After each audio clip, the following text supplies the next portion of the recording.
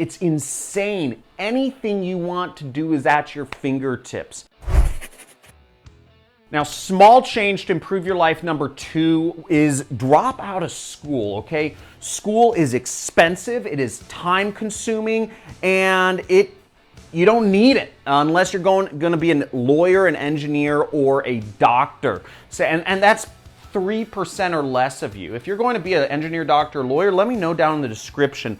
It's just, you can learn, if you want to learn business, if you want to go in a career other than those, there's a lot better ways, a lot more cost-effective ways to learn whatever business you want to get into. And also, school just takes up so much time, and you don't need it. If you want to learn anything, it's all available on YouTube. It's insane. Anything you want to do is at your fingertips.